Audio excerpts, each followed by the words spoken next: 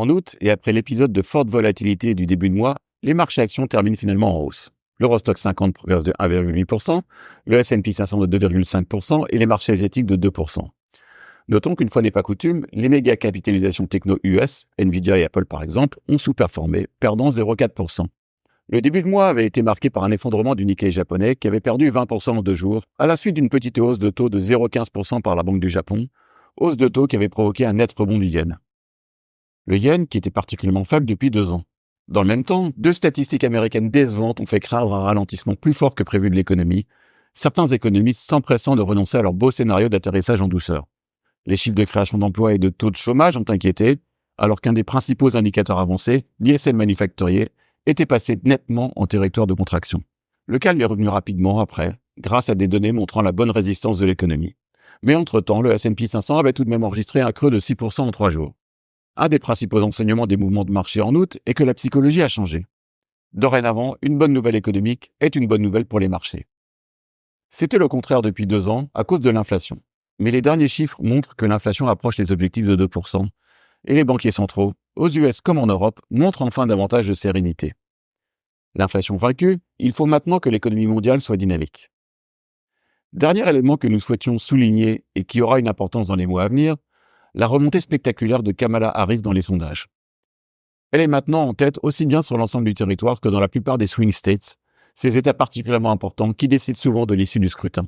Une victoire démocrate serait moins perturbatrice pour la géopolitique et pour les marchés européens. L'atterrissage en douceur demeure le scénario consensuel. Et l'inflation étant rentrée dans le rang, les banquiers centraux ont confirmé que les prochaines réunions déboucheront sur des baisses de taux.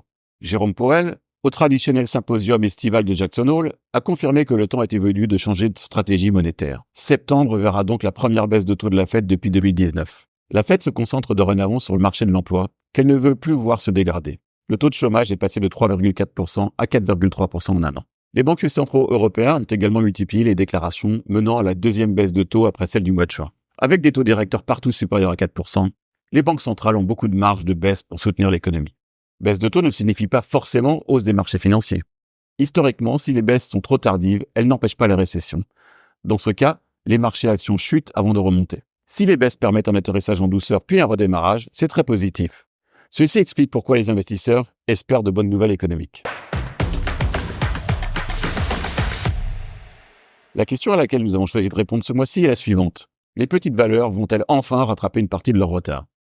Le segment des petites et moyennes capitalisations a accumulé entre 25 et 40% de retard par rapport aux grandes valeurs depuis 2020. Historiquement pourtant, surtout en Europe, les premières avaient tendance à surperformer grâce à une croissance plus élevée. Depuis 2020, l'incertitude post-Covid ainsi que la hausse des taux d'intérêt, qui affecte beaucoup plus les entreprises moins bien diversifiées et davantage endettées à taux variable, a largement pesé. 2 éléments seront favorables aux petites et moyennes valeurs dans les mois à venir. La baisse de taux d'intérêt et une reprise attendue de la croissance des bénéfices qui devrait survenir à partir du 3e trimestre. Une réduction des risques géopolitiques avec l'élection de Kamala Harris pourrait être un plus.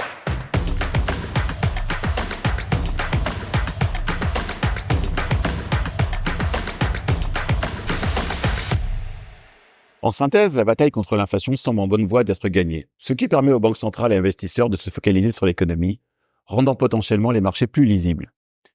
Le mouvement de baisse des taux est enclenché à peu près partout dans le monde.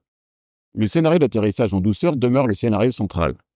Les indices actions n'ont pour le moment pas de raison de flancher. Le début du mois d'août représente selon nous un rappel salutaire que la croissance économique est la pierre angulaire de la hausse des marchés. Au niveau obligataire, le scénario décrit depuis plusieurs mois se déroule. La classe d'actifs profite sans volatilité, à la fois de rendements encore élevés et de la baisse des taux. Nous demeurons positifs.